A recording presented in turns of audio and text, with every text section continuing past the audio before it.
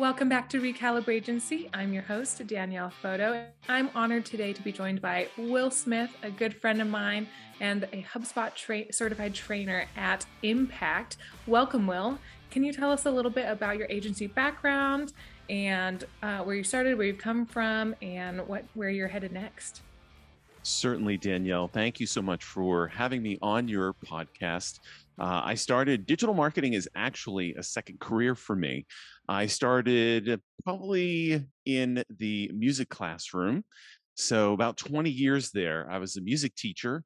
And I also moved into the church music direction world. So, I would like to say that I have taught students from preschool, age 3, to 83, the senior citizen in the church choir.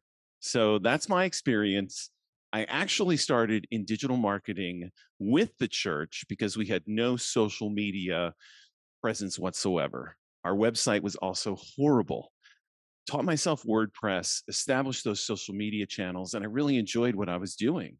And so, of course, once you build a website, what's the next thing you're going to Google?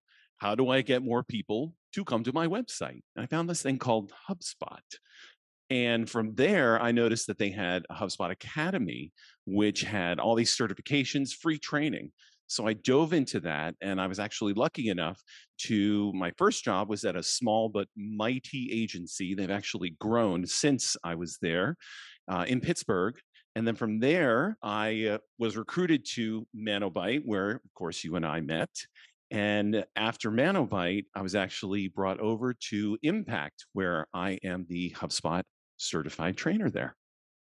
What a great journey. And because of your background in teaching and directing, you have a strong sense of what it requires to find the right solutions for different problems and different use cases. And we're going to talk about that a little bit today in the context of agency life, because you and I both have recognized over the years the tendency that people have, especially at agencies, to hack ourselves to death. And what I mean by that is we try to find these quick fixes, these just magic pill solutions, and we wind up just beating ourselves down and getting stuck into quagmires by these different solutions that we try to pursue. So, we're going to talk about this a little bit today. And so, I really want to hear kind of your take, just overview take on what is the main issue with this common approach that so many agency people take. Well, when it comes to hacks, it really just erodes trust. Because if that's all that you have, and maybe this is a little cliche, but it's kind of like that one trick pony. If you're always coming up and meeting with your customer or with your client, and oh, I found this, oh, I found that. Next week, we're going to try this, we're going to try that. That really does not establish a very safe relationship. It may be exciting at first, kind of like, whoa, we're on this roller coaster, let's go. But over time, I envision the client kind of saying, what are we doing here exactly? What does this relationship look like? What does my digital marketing strategy look like 6 months from here? Is it just hacks and that's it? So, really, hacks erode that trust. And if that's all you're doing, then it's going to be really tough to keep up with that. And I don't know about you, or I don't know about your listeners out there, Danielle, but hacks don't always work. If you've got 10 hacks that you've been using, maybe 4 out of those 10 actually work. So Yeah. if that's all you got, there's no trust. Well, and a lot of hacks are situational too. They're context specific, and agencies are working in different situations, different environments. Their clients are facing different problems and use cases for those tools as well. So, how can someone determine what actually is a good idea to pursue versus what might be more of a hack that won't actually serve the agency or the agency's clients well in the long term? Yeah, that's a great question, Danielle. I think that hacks really it comes down to doing your research. Now, I love finding new programs, new things, new software that helps me be more efficient, do things better. And so that's exciting. And so it's exciting to ride that initial wave of something new, that shiny object syndrome. but it has to go past that. You can't just insert this product X into your client's strategy and expect magical things to happen. So to me, when it comes to these hacks, you really have to take what you've learned and then from there do your research, do your due diligence. So it may work right now, but is it going to work in 5 weeks? Is it going to work in 5 months? Now, 5 years might be a little long because we all know how quickly digital moves. But what's the long-term strategy here? This and a hack could develop into a strategy, but the thought needs to go into it and doing that due diligence. Mhm. Um, let's talk about AI for just a quick second because that's the big hack that people are talking about right now. Is this something that should be evaluated situationally, or should it be evaluated kind of with a larger brushstroke of a yes or no? It's a great question. And my answer is going to be both. So let's start with AI because it's a tool, but how is this going to affect us in the future?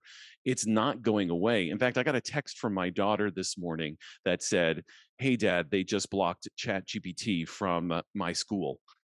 And not that she was using it to cheat, which is why they blocked it, but she was using it as a tool because she's seen me use ChatGPT to refine certain prompts, to do a little bit more research, to use it as a tool as a starting place. And I think that's the key. This is a tool where we start. It Mhm. shouldn't be everything, but let's start. So, long term, it's that tool. In the short term, I think it can help you in that I really need to, for maybe a writer, for example, I really need to brush up on subject X, Y, and Z so that I am able to write this piece of content. Let's go to ChatGPT and not ask it to write it for us, but let's use it as a starting point to absorb the knowledge, to do the research that you need to do. Because ultimately, we're going to know if it's written by a human or if it's written by Chat GPT. We all know that there's software out there that could detect those things.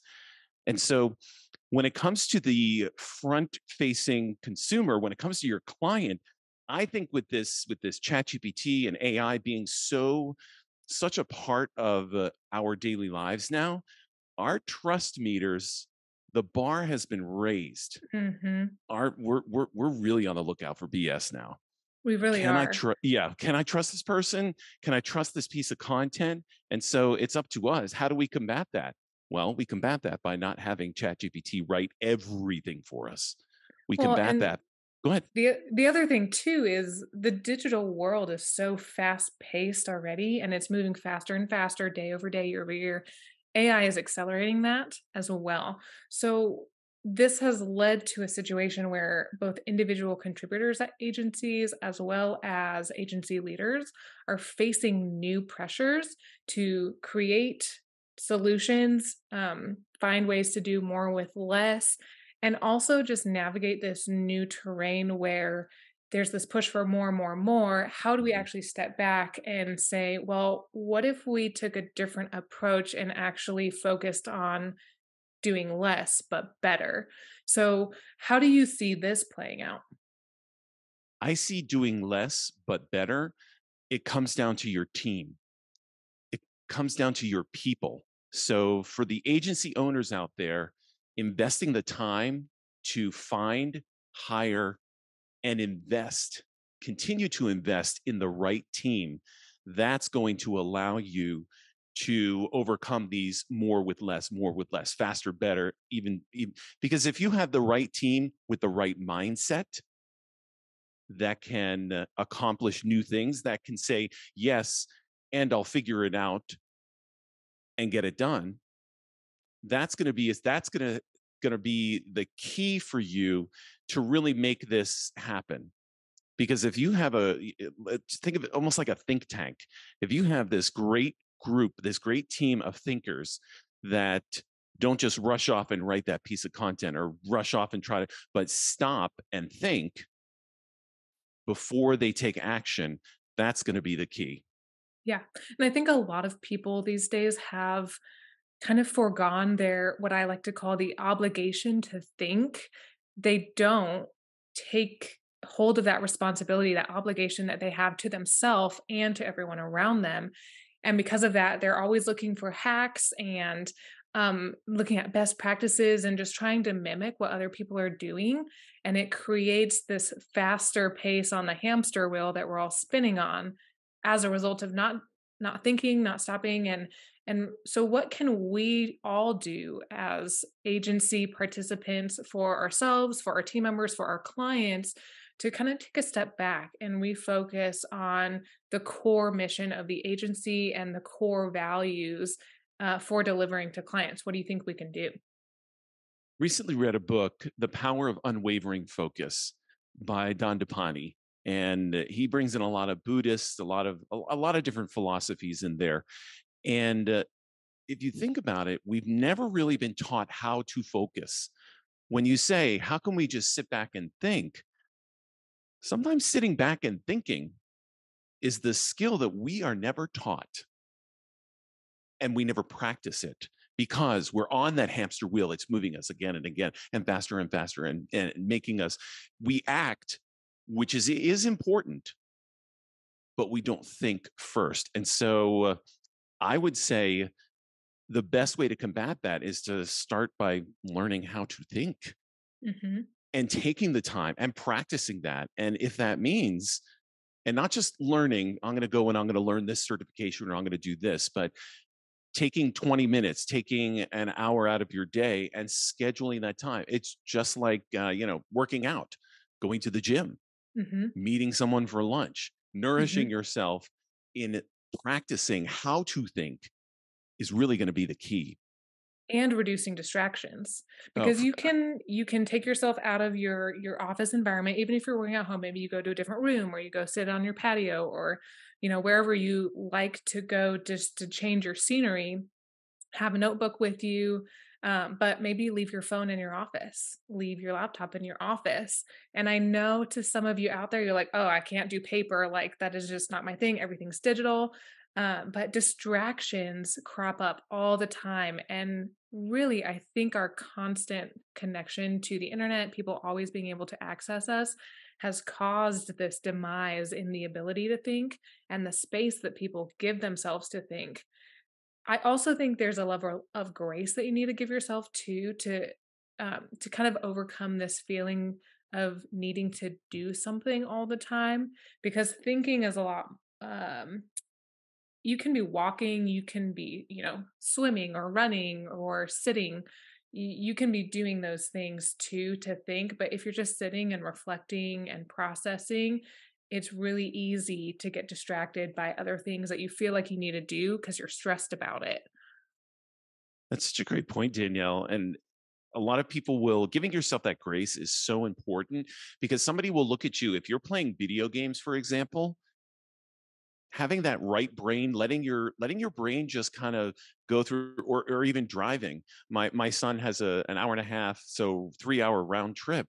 I'm always excited not to take him back to school, but driving for that long, because I work from home, driving for long periods of time, I know that I'm going to have time to think and process, and I'm doing something else, but I can still have my brain activated. And so, Mhm. oh, well, you just game all the time. Now, of course, there are limits to, there are addictive limits, of course.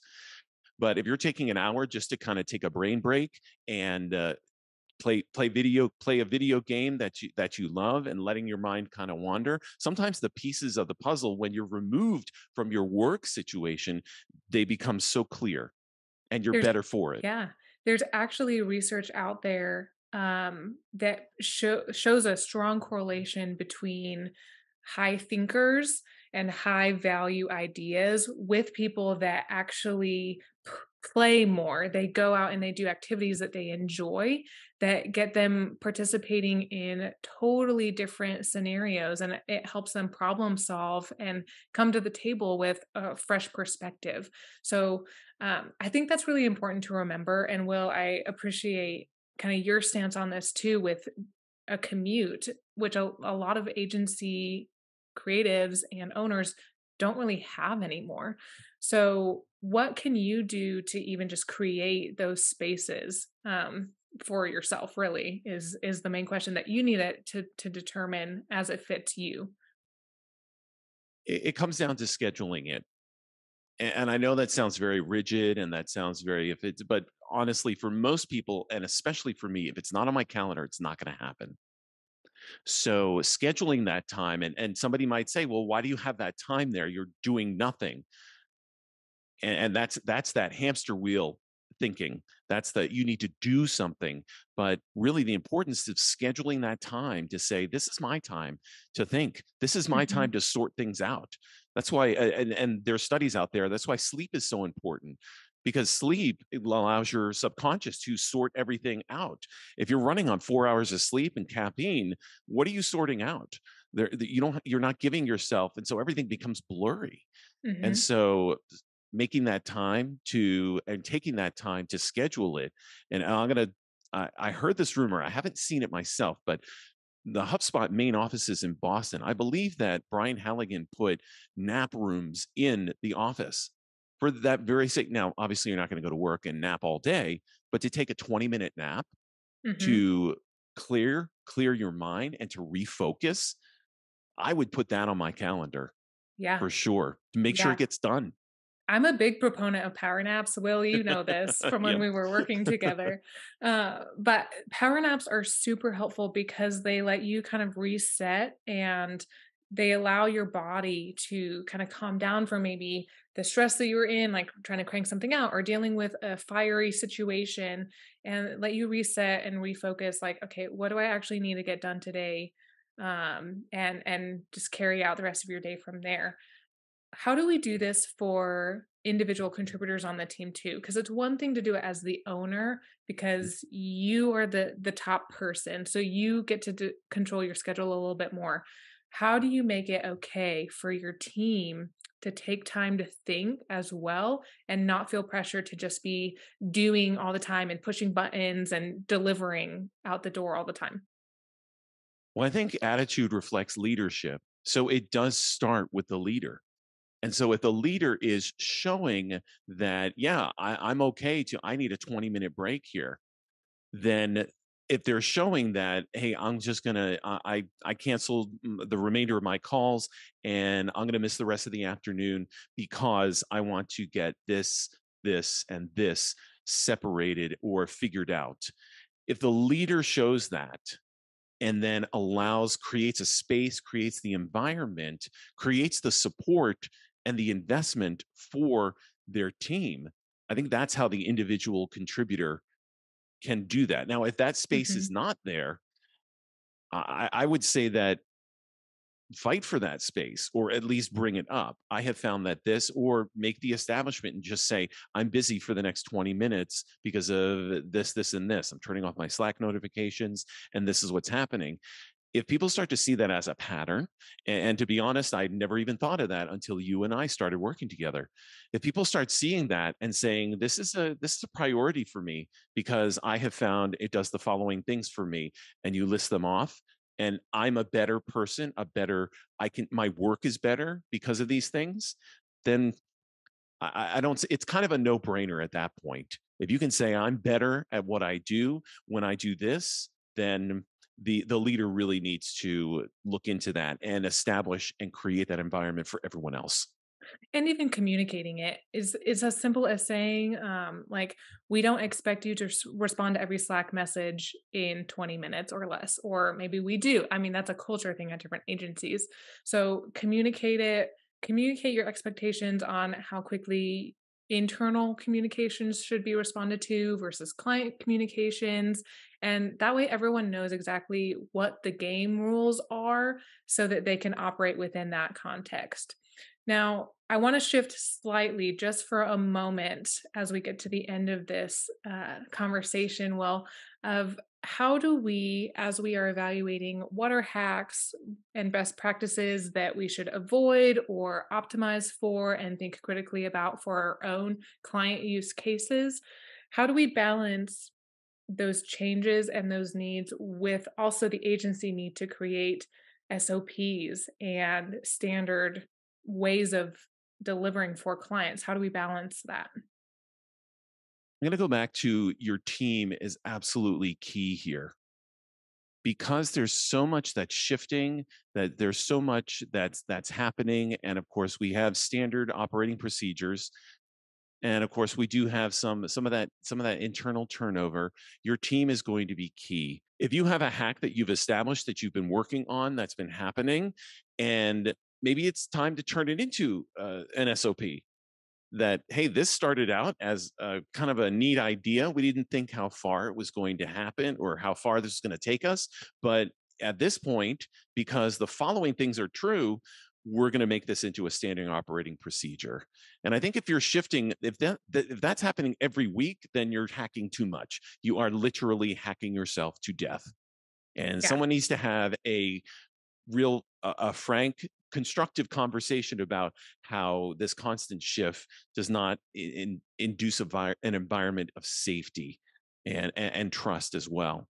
Mhm. And so I think if you have the right team with the right mindset within the right environment, that's how you can be agile. That's how you can make things happen. So on the one hand, you may want to just try to get it done as quickly as possible, but sometimes it's the long term. It's that slow burn. It's that slow cooker, that crock pot that Mhm. you got to be patient. Mhm. You And have that to be brings patient making it happen. Yeah, and that brings into consideration this matter of setting checkpoints so that you're evaluating, like, are these standards of practice actually the most effective way to serve our clients now? And at what points do you set those check-in points as a leadership team with individuals that are managing different departments in your agency as well? And how do you determine how to move forward and make adjustments from there too? So I would highly recommend setting those points of consideration so that people can actually ask and think critically about, like, well, why do we do what we do? Why do we do it this way? What would happen if we did it XYZ way? What can we do to test it, to trial it out for maybe 30, 60, 90 days before rolling it out to the entire agency's book of business, perhaps? So Mhm. consider those options, especially because unfortunately, the pace of agency life and all of the changes that we're going to be grappling with, it's only going to continue to speed up. So we need to take control of the environment that we're operating in a little bit more and stop letting these hacks and all of these crazy changes affect us and determine what we do. And we need to say, no, we're going to do this because we've thought about this, we've thought about this, we've thought about this, and now this is what we're going to do so that our clients are successful and that we are successful as an agency. And you bring up a great point that there's nothing wrong with, as you're going through that thought process, to communicate that to your client. Communication is so important so that this way you're not showing up to client calls and being like, hey, razzle dazzle, I got this, and this that we're going to be doing, but rather walk them through your thought process. Be as transparent as possible and say, we're going to try this for 5 months because we thought about the following things. And after those 5 months, it's very possible that this will happen because the following things are true in those 5 months. Communicating that doesn't make you look like you don't know what you're doing, but rather it really establishes you as, I'm thinking about this. I want you to trust me. I want you to understand that you should trust me because I've really put some thought into this, and it's not just showing up for the call with the magic show. Yeah. It's and even further, it's not even that you want your client to trust you, it's that your client actually can trust you when you go in with that mindset. You are giving them the you're giving them what they need to know that you actually are in their court. You're in it for them to succeed too. So you're giving them the ability to trust you. You're authentic with them. You are open and honest and transparent. And that really ties into what you were saying earlier, Will. I want to thank you so much for coming on today, sharing your thoughts, sharing your experiences on this concept of hacking ourselves to death as agency contributors and agency owners, and what we can do to mitigate some of the pressure that we feel to hack ourselves to death. So, thank you, Will. Any final thoughts that you'd like to give? Trust and authenticity is the foundations for relationships, and that's how you're going to win in 2023 and beyond. So true. So true. Thank you, Will. Thanks for having And me. yeah, you bet. So, what I really respect about Will's perspective on this is that he is implementing client deliverables and training clients and working with team members through softwares and systems and processes day in and day out. And he's done it in so many different environments. And so he has seen and witnessed what happens when a new hack disrupts an organization's processes and the way that they operate. And something that I really, really, really want to just focus in on, if you only take one thing away from this, is you need to control your ability to be authentic with your clients and build up that trusting relationship. And so that's going to come through strategic thinking as opposed to hacking their marketing strategies and their MarTech strategies and anything else that you might be doing for them. So focus on your client first over any hacks, and make sure that you're building that long-term play for your agency, because the tactics are going to keep changing.